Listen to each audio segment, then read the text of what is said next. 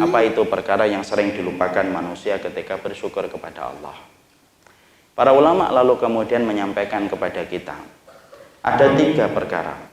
Dan 3 perkara itu memang kebanyakan masyarakat kita melalaikan. Kita mulai dari poin yang pertama. Poin yang pertama adalah syukur ini sesuatu yang ternyata sangat berkaitan erat bagaimana baktinya kita kepada orang tua.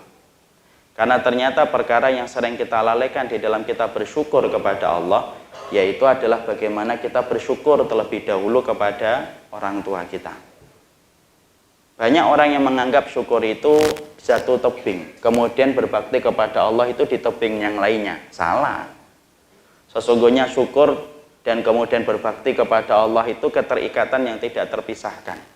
Sebagaimana baju dengan celana, walaupun saya pakai sarung, ini jadi satu yang tidak terpisahkan. Sebagaimana wudhu dengan sholat, sebagaimana jendela dengan kemudian pintu, itu satu kesatuan yang tidak terpisahkan. Artinya, sesungguhnya kesyukuran kita sangat terpengaruh dengan bagaimana baktinya kita kepada orang tua kita. Makanya siapapun yang menepuk dada bahwasanya dia telah bersyukur kepada Allah dan menganggap bahwasanya syukurnya nanti akan membuka pintu langit dan diterima sebagai hamba yang bersyukur, jangan buru-buru bangga dulu, jangan buru-buru untuk merasa menilai itu sudah selesai.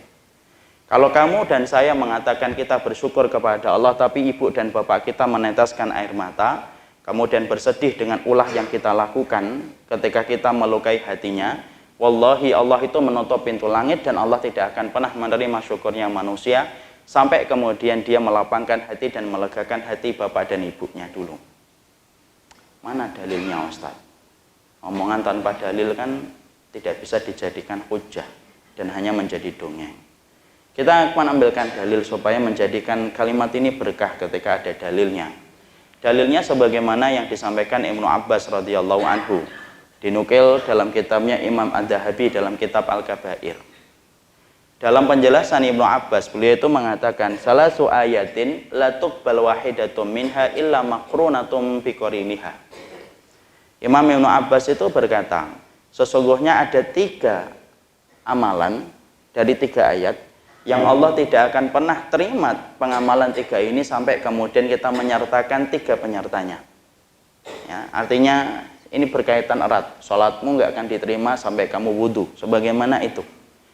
Jadi ternyata di dalam Al-Quran berdasarkan pengamatan dan mutolaah panjang oleh Ibnu Abbas, beliau itu melihat ada 3 perkara yang apabila 3 perkara ini diamalkan tidak akan diterima oleh Allah sampai kemudian yang mengamalkan itu mengamalkan dan menyertakan dengan 3 amal penyertanya.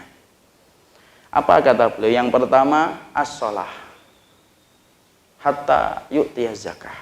Yang pertama itu sholat itu tidak akan diterima sampai orang yang melaksanakan sholat itu membayarkan zakat. Makanya kita menjumpai, ana dan antum menjumpai di dalam Al-Quran, kalau kita di dalam Al-Quran sering mendapatkan aqimus sholata wa atuz zakah, aqimus sholata wa atuz zakah. Selalu bergandengan antara sholat dengan zakat. Makanya maaf ya kalau ada orang yang sholat tetapi kantongnya terkunci rapat dan tidak pernah dia bersedekah dan berzakat. Tidak akan pernah menaiki sholat itu melewati kerongkongannya, karena Allah tidak ada hajat kepada sholat, tetapi sholatnya itu tidak menjadikan dia bersedekah dan mengeluarkan zakat. Makanya perintah sholat itu selalu diiringi dengan zakat dan ada hubungannya dengan sodakoh. Saya dan antum punya kekurangan dalam masalah sholat. Salah satu perintah para ulama untuk mengganti kekurangan kita dalam sholat, ya sodakoh, perhatikan zakatnya, karena itu berkaitan erat. Ya. Makanya itu kemudian kita dapati perintahnya selalu bergandengan terus menerus. Yang kedua, kata beliau, yaitu adalah taat kepada Allah itu tidak akan diterima. Iman kepada Allah itu tidak akan diterima sampai kemudian kita ngikutin Rasul. Makanya sering kita jumpai di dalam Al-Quran, yaitu adalah ati'ullah wa ati'ur Rasul, ati'ullah wa ati'ur Rasul. Taatlah perintah kepada Allah dan taatlah kepada Rasul. Selalu bergandengan di banyak tempat itu. Dan hampir-hampir kita pastikan di atas 90% semua ayat yang berkaitan tentang taat kepada Allah itu bergandengan dengan taat kepada Rasul. Makanya maaf ya, Iman itu masih mentah kalau hanya beriman kepada Allah tetapi tidak beriman kepada Rasul. Kalau hanya mengatakan iman kepada Allah, banyak agama yang batil juga beriman kepada Allah. Orang Yahudi itu kalau ditanya siapa yang menciptakan langit dan bumi, mereka mengatakan Allah. Tapi kenapa iman mereka tidak diterima oleh Allah walaupun sejengkal kebaikan sedikit pun dari iman mereka? Ya iya, wong mereka tidak beriman sama Rasul kok.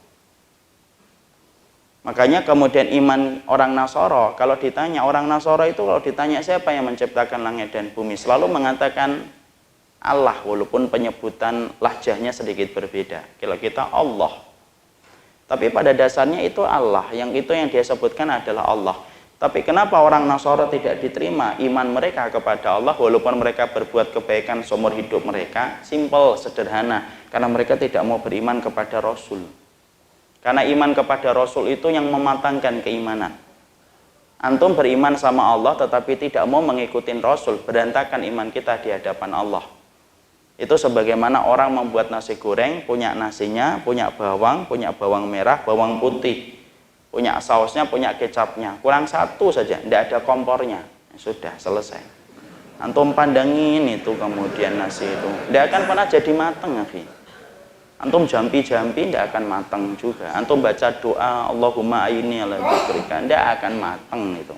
Karena sesungguhnya nasi itu butuh dengan kompor supaya matang. Sama iman kepada Allah itu tidak akan pernah matang sampai kemudian kita mengikuti Rasul.